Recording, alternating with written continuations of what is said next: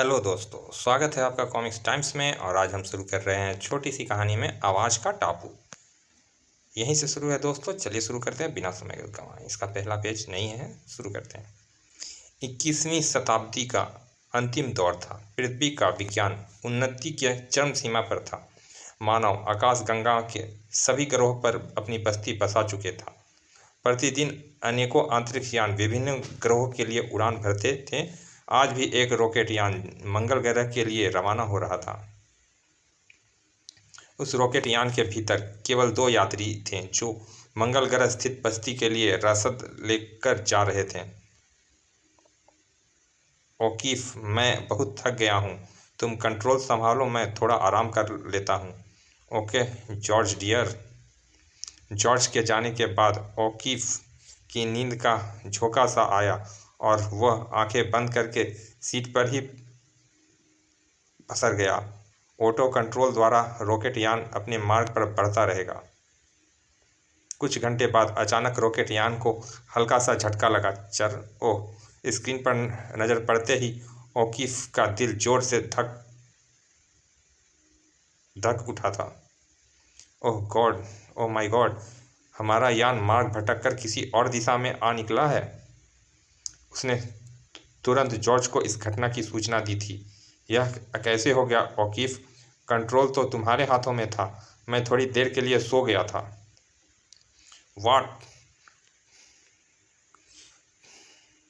वाट control छोड़कर सो गए थे? You idiot! My your tongue George. तुम्हें मुझे डांटने का कोई अधिकार नहीं है, लेकिन तुम्हारे दांत तोड़ने का अधिकार तो है, ढिशुम। ओह यू लाऊ जी, तुम्हारे कारण मेरा जीवन भी खतरे में पड़ गया है। तूने मुझ पर हाथ उठाया जॉर्ज, मैं तुझे छोड़ूंगा नहीं। उफ! धड़ाम।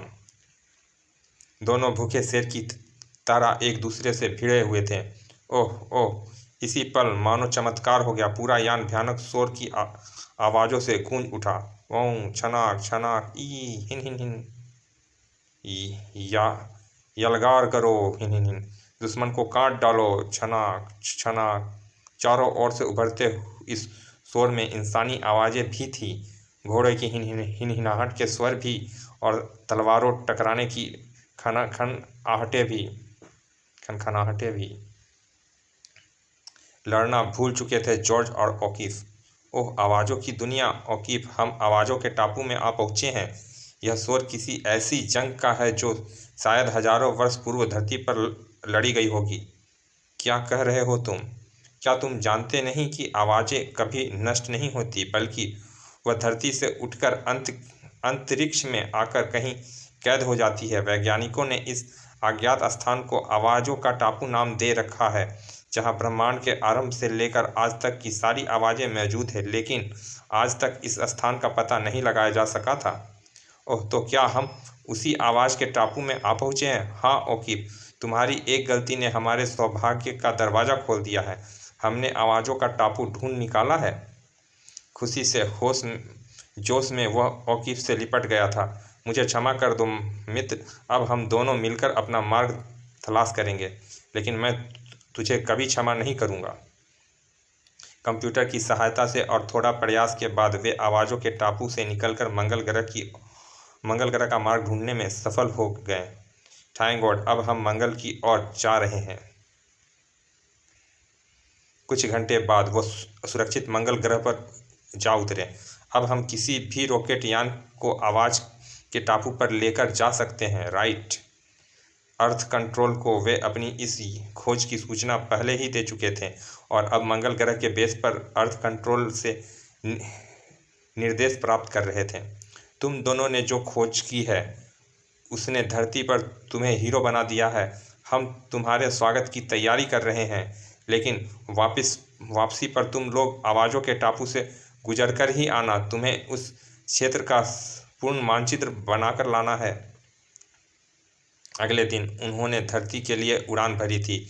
रॉकेट यान तेजी से आवाज़ों के टापू की ओर बढ़ा जा रहा था। तुम जाकर आराम करो जॉर्ज, आवाज़ों के टापू पर पहुंचते ही मैं तुम्हें जगा दूंगा। Thanks dear. जॉर्ज अपने केबिन में आकर लेट गया था। उस दिन मैंने औकीफ के साथ बहुत बुरा बर्ताव किया था। धरती पर पहुंचकर मैं उससे एक बार फिर क्षमा मांगूंगा। दूसरी ओर औकीफ बदले की आग में खौल रहा था। अपने अपमान का बदला मैं उसकी जान लेकर लूँगा। धरती पर मैं अकेला वापस जाऊँगा। इस खोज का मैं अकेला हीरो कहलाऊँगा। यान आवाज़ों के टापू के निकट पहुंचा तो औकीफ उसे ऑटो कंट्रोल में डालकर जॉर्ज के केबिन में जा पहुंचा। उसके हाथ में टेप का एक टुकड़ा था। बहुत आराम कर चुका बच्चे। सोते हुए जॉर्ज के मुंह पर उसने अचानक ही टेप चिपका दिया। गड़प गड़प। खबरदार जॉर्ज, हिलने की कोशिश मत करना वरना जलाकर रख दूंगा।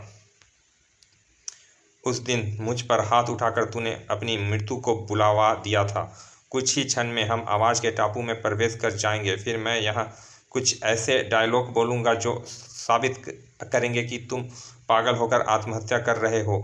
मेरी वह आवाज़ टापू में कैद हो जाएगी और धरती से जब कोई यान आवाज़ के टापू पर आएगा तो उसके यात्रियों मेरी आवाज़ भी सुनेंगे जिससे तेरी मौत का कारण आत्महत्या बताया गया होगा। इस तरह मुझ पर तेरी हत्या का आरोप नहीं आएगा जॉर्ज।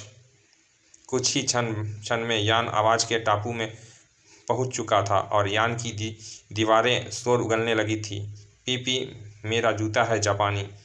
औकीफ ने तुरंत ही अपना नाटक आरंभ कर दिया। जॉर्ज क्या होगी? जॉर्ज क्या पागल हो गए हो?